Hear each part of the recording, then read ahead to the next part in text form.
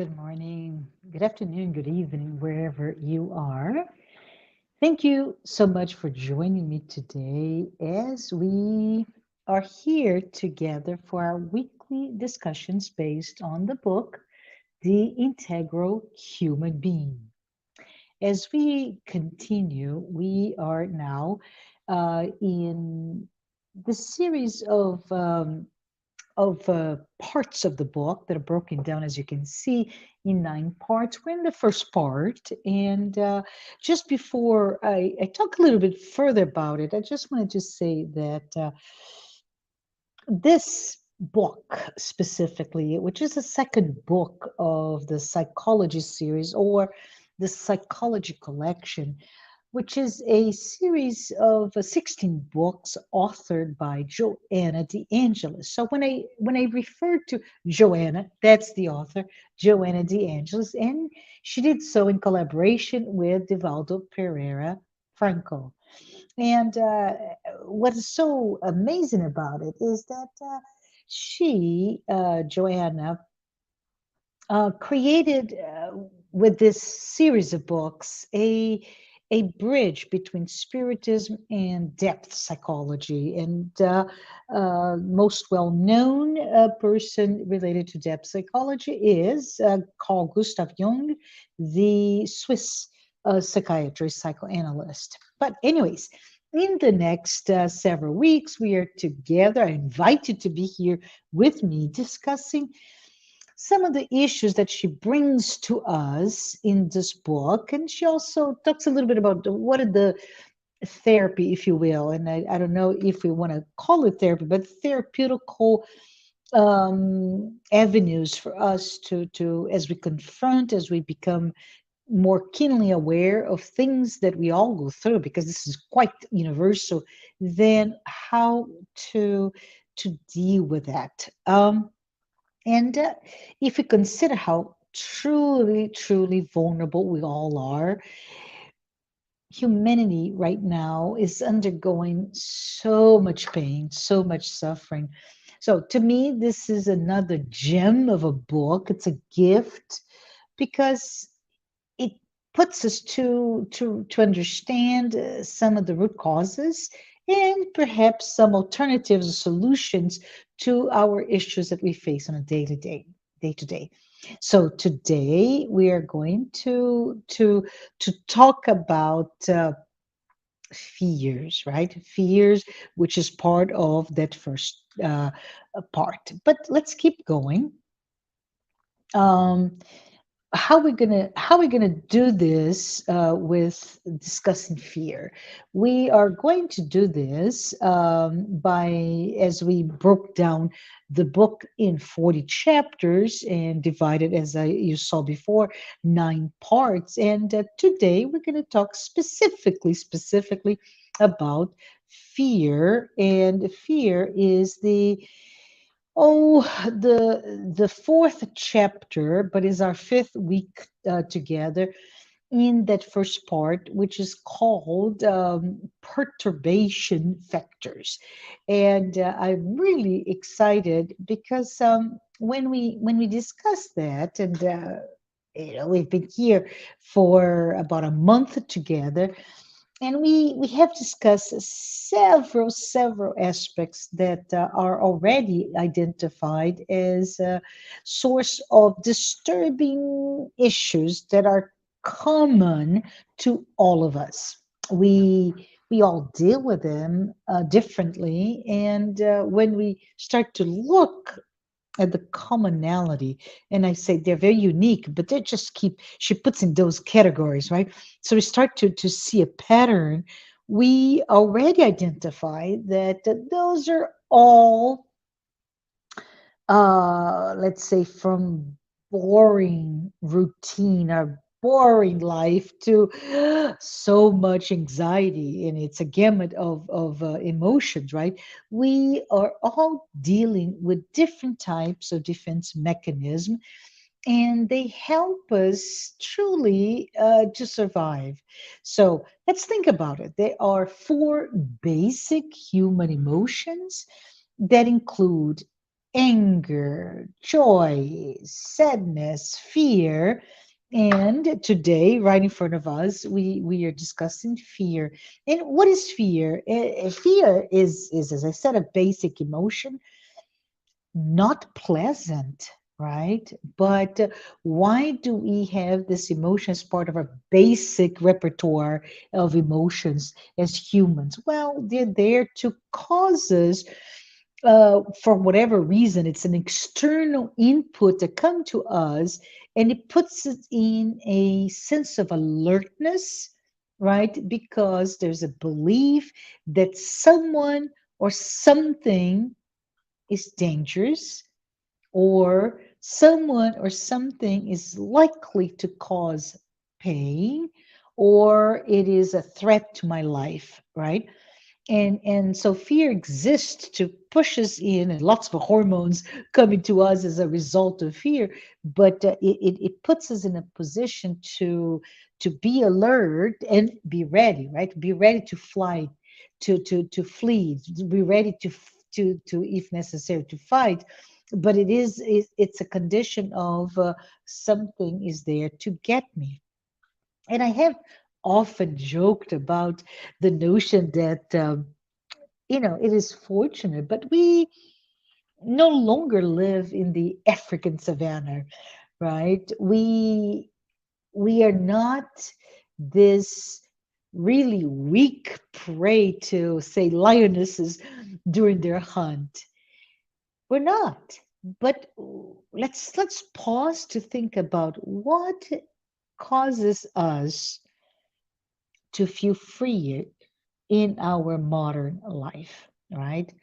Why are we, all of us, living lives laced with so much fear that puts us in this constant notion and sense of alert, and feel threatened, and in many times feel like you are a victim, right? So let's talk a little bit about the implications of living in fear. And we know, if we think about it, we do live in a much, much safer society than our ancestors, right? No hunting lionesses coming at us, no wild animals. We do have rules and regulations, laws and policies that are there to really safeguard behaviors and safeguard our life in society. Isn't that so? Yet we live in an uncommon time, and I say that because we have just somehow, as a human race, survived this, this pandemic, right? That made us all weak, and or not weak, but made us feel how extremely vulnerable we are to things like that. But we have fears, all right? I'm afraid of snakes. Some of people are afraid of height, of germs, of airplanes. I don't know. It's really, we are afraid of what we don't know, right? The unknown factor.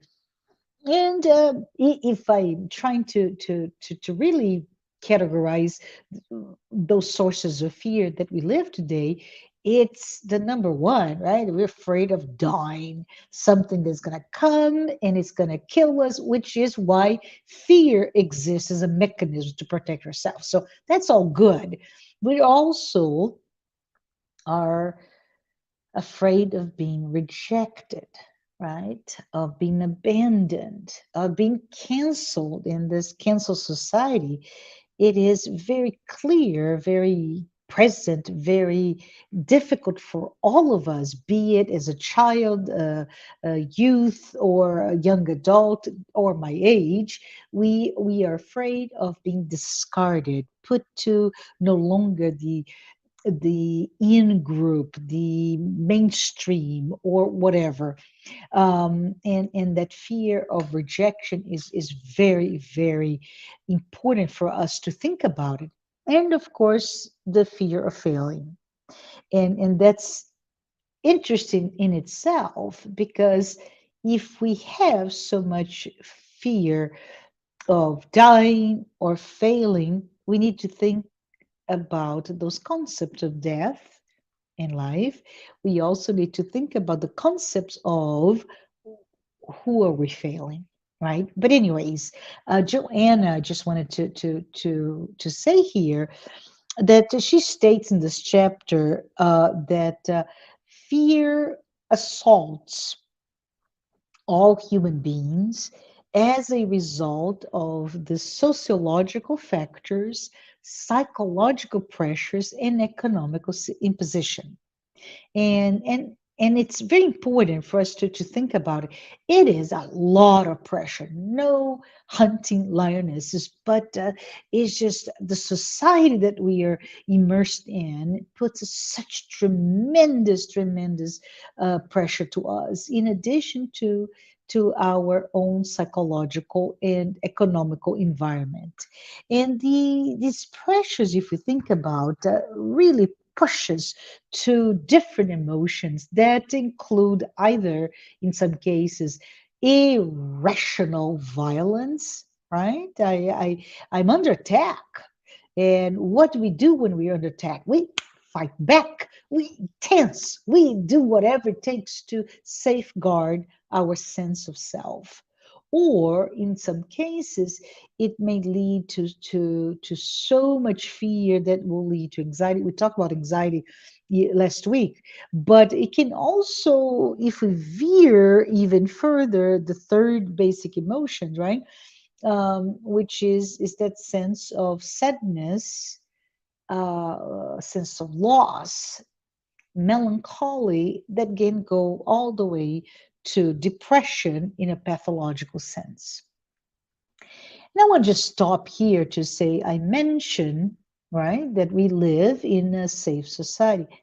And I have to really correct myself and apologize to everyone because I say that because I live in a safe society. I live in the center of a city, a rather densely populated city, and I there's a sense that is beautiful.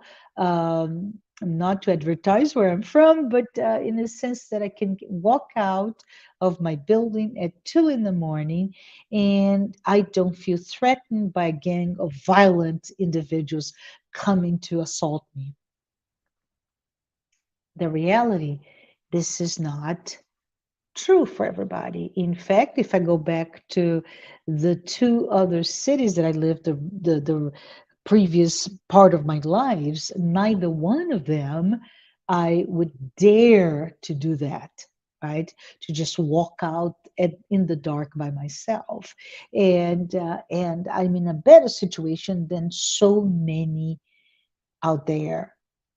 That's important for us to think about. The reality is that many people lead lives that are just laced with insecurity, either by, say, domestic violence or violence that is running amok, if you will, for circumstantial reasons. In those violence, remember, death, uh, abandonment, and failing. Regardless if you are in like me in a safe, we still have those fears that will come to me regardless of my amazingly secure or not way of living. And it's just think about wherever we are, regardless of what state we are living lives that's just tearing apart our sense of humanity. And fear may kill the best of what we are, which is an individual with a sense of ideals, of aspirations, or the ability to feel and express our affection to others. all because of fear. And I highlighted in this slide that you see here what Joanna says specifically about this.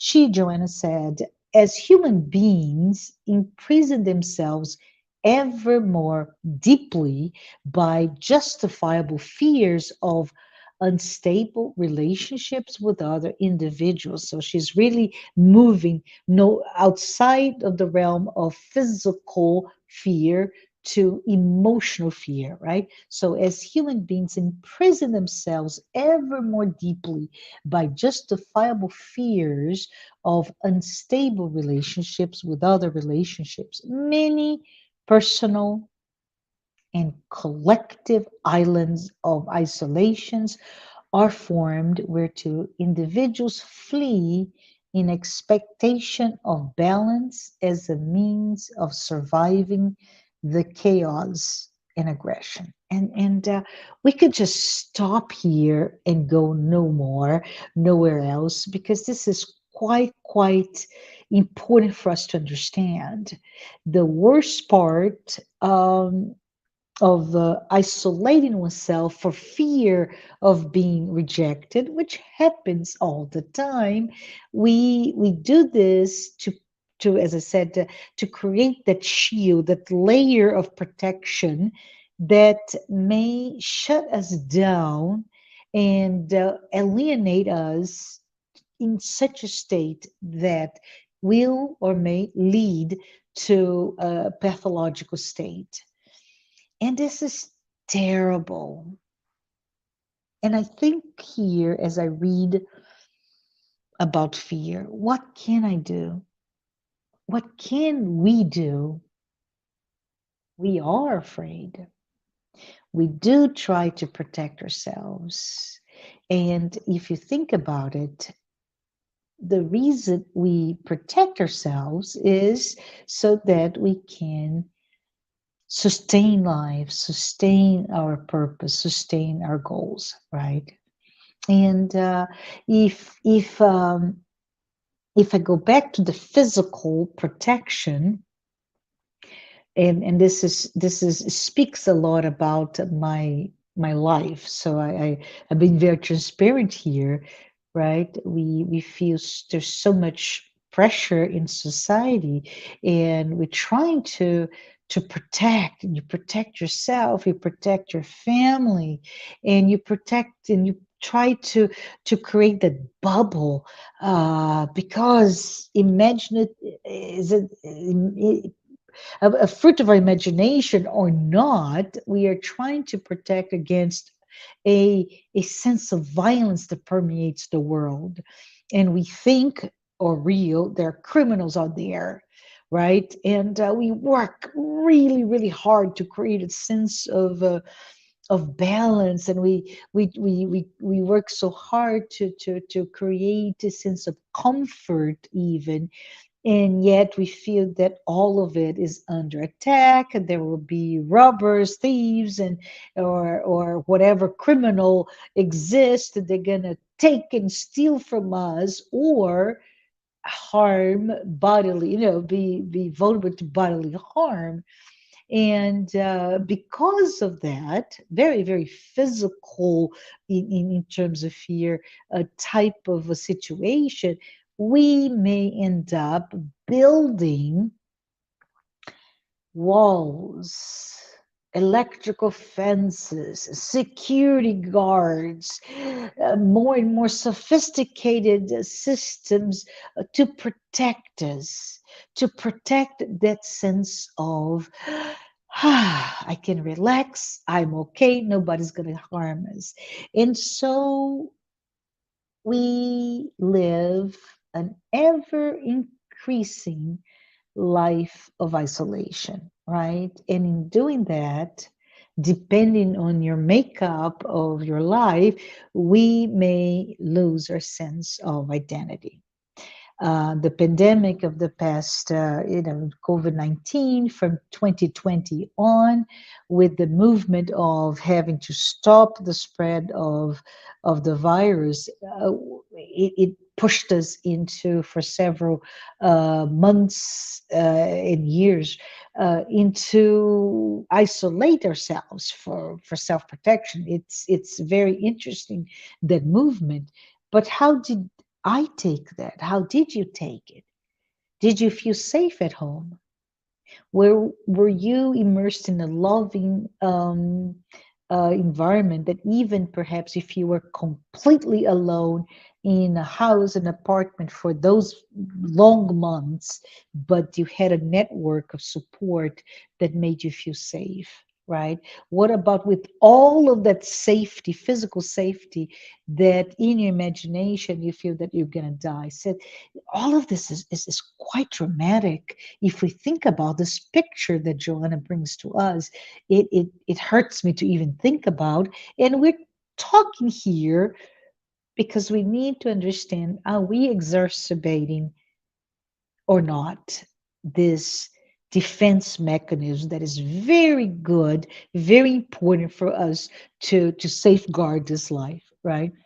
But Joanna says, just be aware, be aware that in trying to protect who you are, you may lose yourself.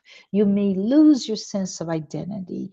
And it may lead all of us to be consumed by conflicts that can indeed lead to much worse consequences.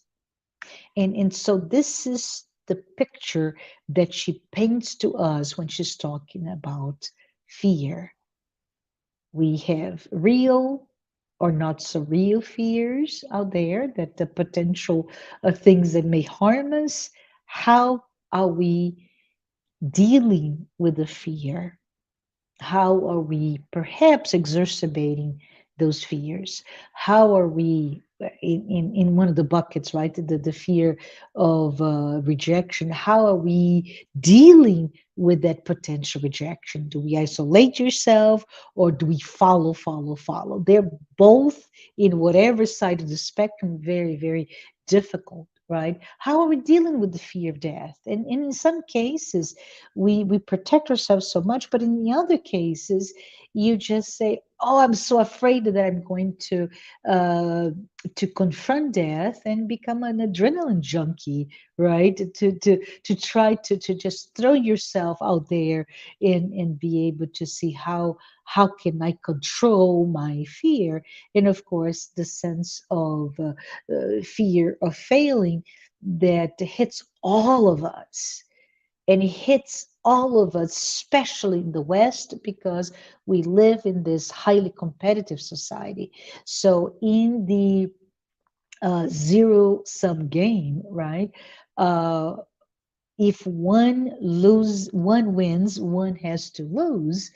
And in a place where we must win, fear of failing can cripple us. It can paralyze us from even trying, or the other becomes just this aggressive, I have to win all the time, and we lose our own sense of humanity, which means no matter where you go, right, in those big categories of fear that we live, now that we no longer live in the savannas of Africa, we really need to be very careful. Are we really doing what's right? Are we putting ourselves in either sense of the spectrum and losing who we are? So I just wanted to continue our conversation today. I know we don't have much more time, but because this chapter is quite important to me, just wanted to bring the fact that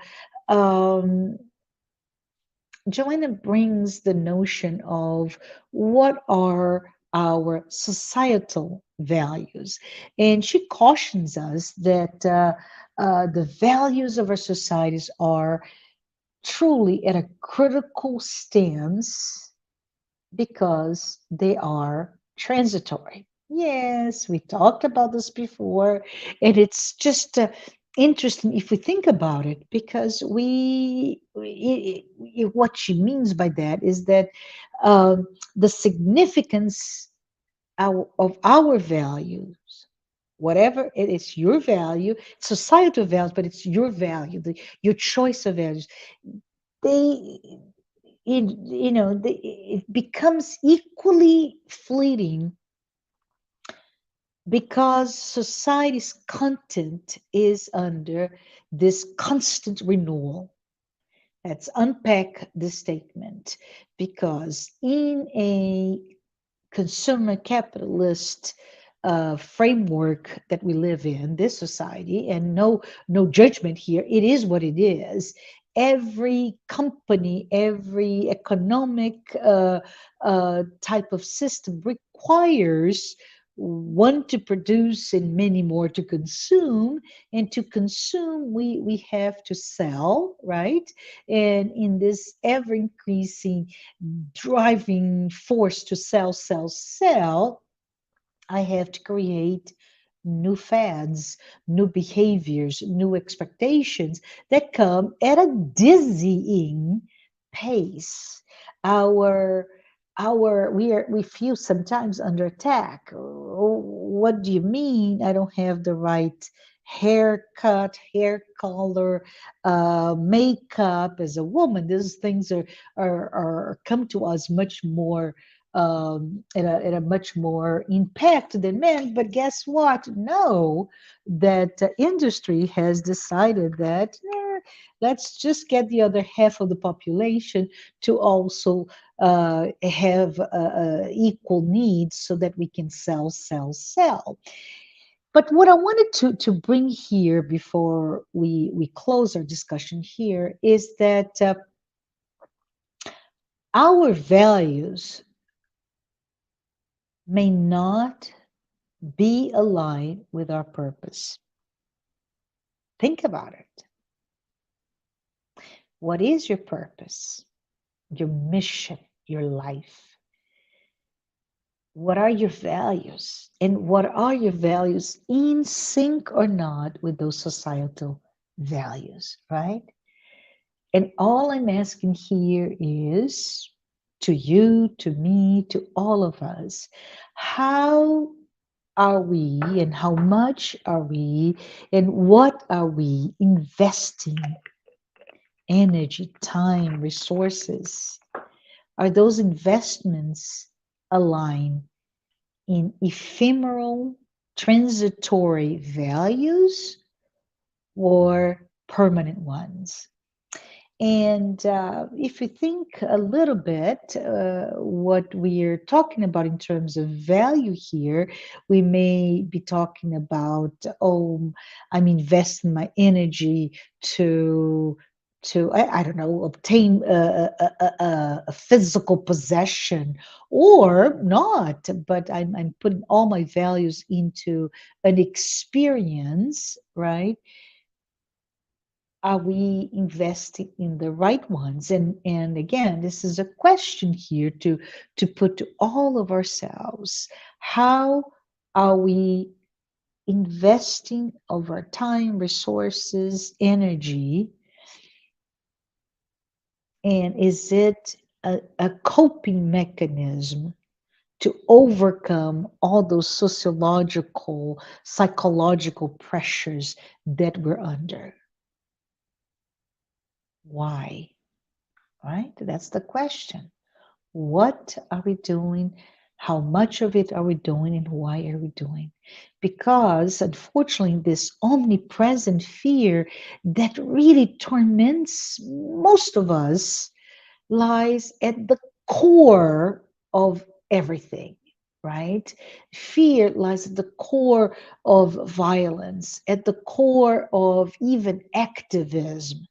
And so our thoughts, our behaviors, and even our resignation to this unquenchable thirst to keep up with all that is hitting at us, keeping up with um, knowledge, with content that is created and disseminated by whatever medium. It is keeping up with appearances. Is it keeping up with being a certain type of demographic in terms of behavior? Whatever that may be, let's just think about it. Is it aligned in whose value, my own, societal, but even whatever they are those aligned with my purpose? Because if we can't keep up, and most of us can't, we feel like we are being drowned, right? And in this type of behavior, we may feel like we're losing all of it. We may lose even our self-respect, and we feel a victim of it all. And Joanna calls this is a futile battle. Um, right? How can we conquer whatever it is the source of our most intimate fears? And we can do this with whatever means necessary, but those experience, and I put that on the screen and I'm going to read it to you, right? And this is Joanna's words, that this experience allow us to observe life as if through this smudged glass only, always with a distorted perspective due to the incorrect optics that glass uses. So it is very important for me, for you, to convey from this chapter that it is futile because what we're looking at is not reality to begin with, right? So, as we just keep going in our discussion of modern society, all I have to say, it is exhausting. We live in a time and a place that is one of avoidance, right? And as I mentioned before, it's either we go through one side of the pendulum and we suffer the excesses committed, or we are consumed by the other. And she alerts us, right, that we we may end up adapting to the shadow, right? This collective shadow of uh, fear. And with that, we end up neglecting what is the ethical thing to do. And what I mean by that, the right through the real looking glass, not that smudged one.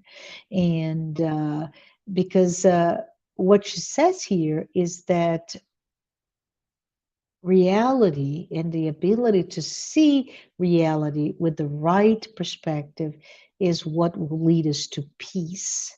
And without peace, as we can imagine, right, we are true prey to chaos and anarchy. Those are the items that prevail.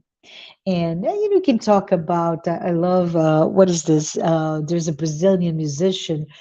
Her name in Portuguese would be pronounced Elis Regina, and she sings. And which, by the way, just as a by the way here, this became a beautiful commercial of a car from the 70s. So really portraying that very open nature of the generation, right? The decade of free thinking, free everything.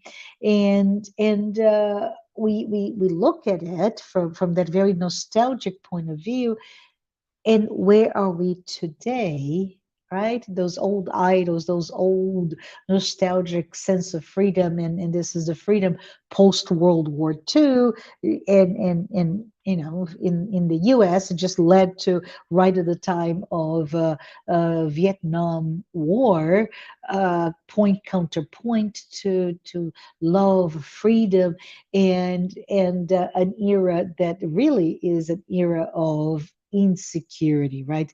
That, if you will, was the lost generation of the 60s and 70s, and that created perhaps a over optimistic, right, view of the world. Joanna even calls it that it can lead to a, okay, I'm not going to fall prey to this, but I'm going to fall prey, on the other hand, to a generation of hitting a hedonistic generation, right? Of going for pleasure until exhausting. Or I can lead to another type of behavior, which is I am going to be a superhuman. I'm going to do everything that is expected of me. And regardless of whatever path you choose, it is truly, truly, truly exhausting. And that's what she calls this modern society, a society under the siege of fear.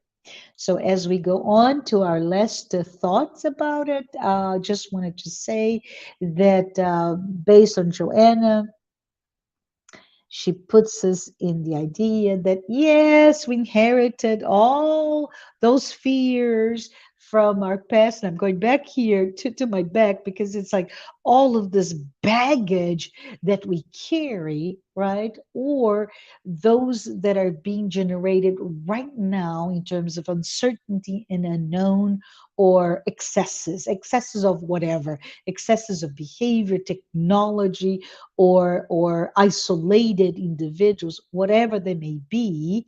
She says there is a pressing need for all of us to just revise our purpose, right? Look at, why are we here? How are my behaviors aligned to my values, societal values, and my purpose? And she begs us all to reevaluate and have the courage needed to look and become an individual again, right? It's an amazing invitation for all of us to really wake up, to to expand our consciousness, to find sanctuary in rationality, reason, faith, the confidence that the biggest fear of all, which is fear of dying, is not a fear for us because we are immortal beings. And as immortal beings, we are free. We are free to fly, to open, to recover perhaps that identity that we have lost in this way, in this need to protect ourselves. She asks all of us to really rehumanize once and for all and conquer all of our fears, especially if they are from the past, from the present, or the unknown future. So, with those, I just want to say thank you and invite all of you to climb that ladder with me, to move forward with me, and perhaps read the book, The Integral Human Being. Again, We are almost at the end of the first part of the 9 parts in this book, and just breaking down slowly, 1 week at a time. We're reviewing some concepts that may cause us at this point some a sense of ooh, I don't know if I want to hear about fear, but let's just open it and look at ourselves. How am I behaving? It is such a beautiful invitation to have courage, to have faith, to have trust again in who you are in humanity.